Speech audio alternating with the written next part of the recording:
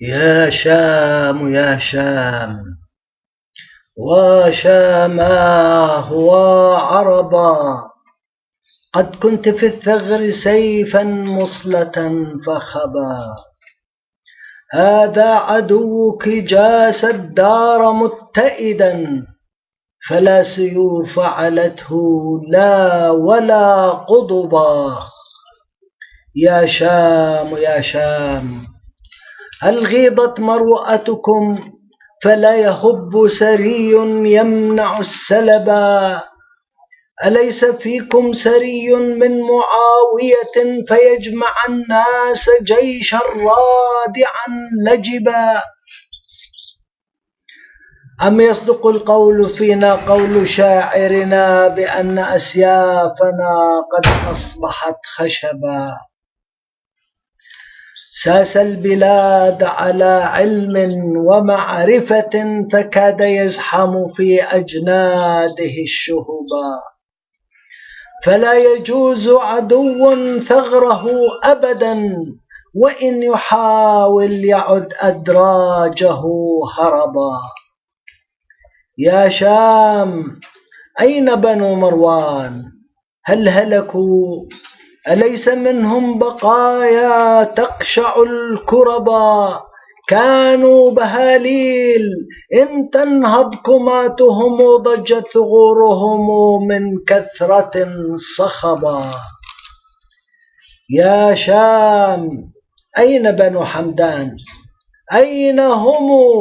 ألا صناديد منهم تدحر الغربا؟ فآل حمدان عطافون ما وهنوا، ويدفعون بسيف الدولة الجلبا. يا شام، كيف صلاح الدين ناء بنا فأنقذ القدس والإسلام والعربا؟ أليس مثل صلاح الدين بينكم؟ أليس منه حفيد يصلح العطبا؟ فإن حولك أعداء لهم أرب في أن تكوني بناء لينا تربا. أليس فيكم رشيد تسمعون له فتنهضوا ماردا لا يرهب الرهبا؟ يا شام، إن صلاح الدين مكتئب، يكاد من حرقة أن يدفع التربا. وابن الوليد علينا غاضب حنق، لولا الجنادل قد ألفيته وثبا. لا عذر إن قلت إن الجيل مختلف، ولا ينوء بأحمال إذا ندبا. بل إن أجيالنا ذخر لأمتهم، لكل أمر عصي إن هو انطلبا. لا تظلم الجيل، فالأجيال أرصدة، متى استعنت بهم ألفيتهم نجبا. لكنهم حجبوا عن كل معضلة، كالنور لاح من المشكاة فانحجبا.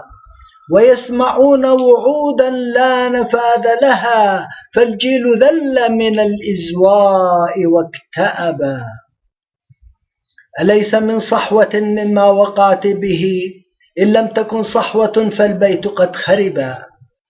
أليس من نظرة في العمق سابرة تشاهدين بها الأمراض والوصبا؟ ألا ترين عدوا قد أحاط بنا برا وبحرا وجوا يرصد العربا؟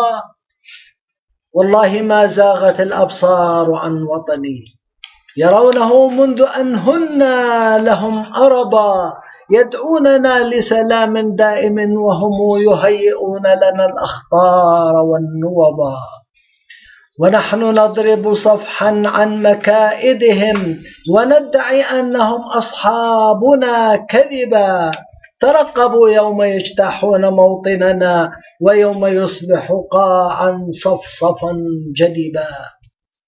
ولن تقربكم زلفى صداقتهم، فلا قصائد تجدي لا ولا خطبا. الله يا شام، أواه يا شام إن الحال يرعبنا، ألا سري يجب الذل والرعب. إني أعيدك من بيت قواعده على شفا حفرة لو هار لانحطما.